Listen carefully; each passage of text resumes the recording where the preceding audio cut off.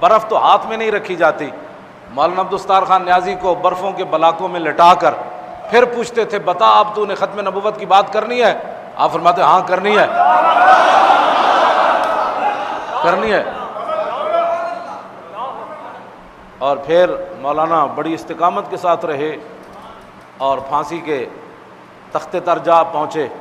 اور پھر خود فرماتے تھے کہ جب میں جیل کے اندر پہنچا کال کوٹھڑی میں تو میرے دل میں خیال آیا کہ یہ تو مجھے لٹکا دیں گے، تو پھر فوراً ہی اللہ اور رسول کی مدد میرے شامل حال ہوئی اور بغیر سوچے سمجھے میری زبان پر یہ شعر جاری ہو گیا کہ کشتگان خنجر تسلیم را ہر زمان از غیب جانے دیگر است. فرمایا نیازی کیوں پریشان ہوتا ہے؟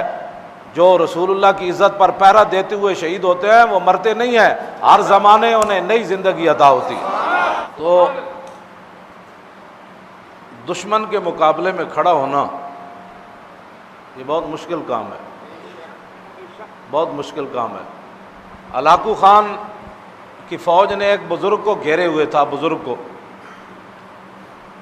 تو ہلاکو خان کی بیٹی جو ہے نا وہ دیکھ رہی تھی. اس نے کہا کہ اس بوڑھے آدمی کو ہماری فوج نے کیوں گھیرا ہوا ہے، یہ کون ہے؟ انہوں نے کہا یہ مسلمانوں کا بزرگ ہے.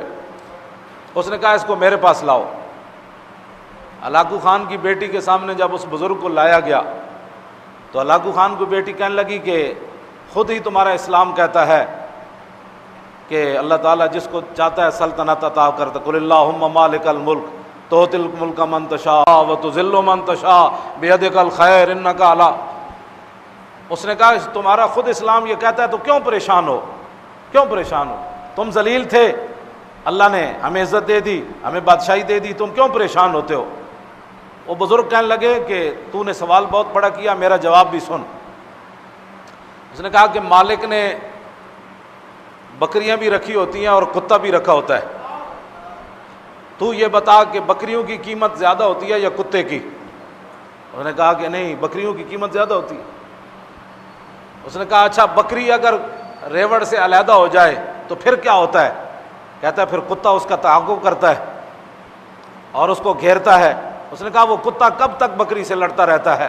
اس نے کہا جب تک وہ بکری گھیر گھار کے دوبارہ اپنے ریوڑ میں واپس نہ لائے. اس نے کہا کہ یہ حضور کی امت جنہوں نے کلمہ پڑھا ہے یہ ہیں حضور کی امت کے ریوڑ، بکریاں ہیں، اور تم ہو کتے. اور یہ بکریاں اپنے دین سے نکل گئیں. ہاں یہ بکریاں اپنے دین سے نکل گئیں. جس طرح بکری ریوڑ سے نکل جائے تو کتا اس کا تعاقب کرتا ہے کہ واپس آئے. یہ حضور کی امت دین کو چھوڑ کر نکلی، تم کتے بن کر ان کا تعاقب کر رہے ہو. ان کی سختیاں اس وقت ختم ہوں گی جب یہ دین کی طرف واپس آئیں گے. اس بزرگ کے جواب پر بھی لاکھوں سلام. ہاں یہ حضور کی امت ریوڑ سے نکل گئی، اسلام سے جب نکل گئی تو کتے ان کو پڑ گئے. کوئی چیچنیا میں پڑ گیا، کوئی بوسنیا میں پڑ گیا، کوئی عراق میں پڑ گیا، کوئی شام میں پڑ گیا، کوئی کشمیر میں پڑ گیا. ہاں جی یہ کتے پڑ گئے سارے. تو یہ بکریوں کی جان کب چھوٹے گی؟ جب یہ اپنے ریوڑ کی طرف، اسلام کی طرف واپس آئیں گے اور رسول اللہ کے دین کو سینے سے لگائیں گے. پھر کتا ان کو نہیں کاٹے گا، پھر کتا ان کو نہیں لڑے گا. تو کتے سے بچنے کا ایک ہی طریقہ ہے کہ یہ حضور کے دین کی طرف واپس آئیں. جب تک یہ واپس نہیں آئیں گے کتے ان کو کاٹتے رہیں گے. واپس آنے کا ایک ہی طریقہ ہے، انہیں جانا